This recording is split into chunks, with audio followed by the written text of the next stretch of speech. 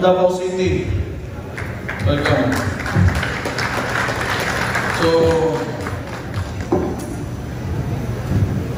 unang-una sa lahat, salamat masyado kasi tinatanggap niyo ako as Executive Vice President of PTV Davao. I am very grateful and very honored. I'm glad to accept this position. Gusto ko lang din malaman nyo na kung bakit ako sumali sa partido natin. Kasi unang-una sa lahat, baka kailangan yung matanda, puro bata yung nakikita ko dito. Pero nung narinig ko, nagsialisan yung mga membro ng PDP dapat, inisip ko, I thought to myself, then this must be a good opportunity para sumali because it has been filtered. So yung mga natitira dito ngayon, yun yung may payak.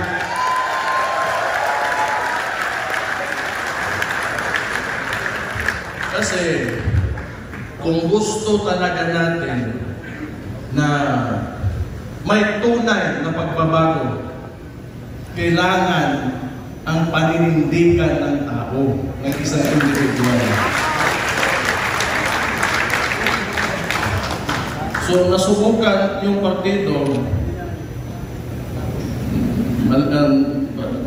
yung mga gustong i-preserve o gustong mag-survive ng politika nila, wala na.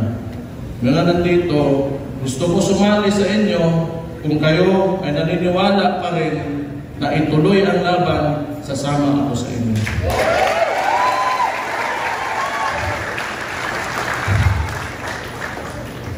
Kung gusto talaga natin baguhin yung bansa natin, at least alam ko yung mga kasama ko handang magpakamatay para sa bansa natin.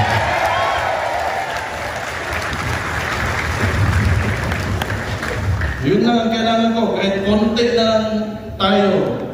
Basta alam ko lang yung kasama ko, yun din yung nasa puso at isipan. Wala akong problema dyan. Kumantang mga matay na lang, lumatin na nila, pero usara nas itong kasagasin una-una ang atong nasod, ang mahal nating Pilipinas. Hindi ko na pataasin pa kasi marami pa tayong item sa agenda.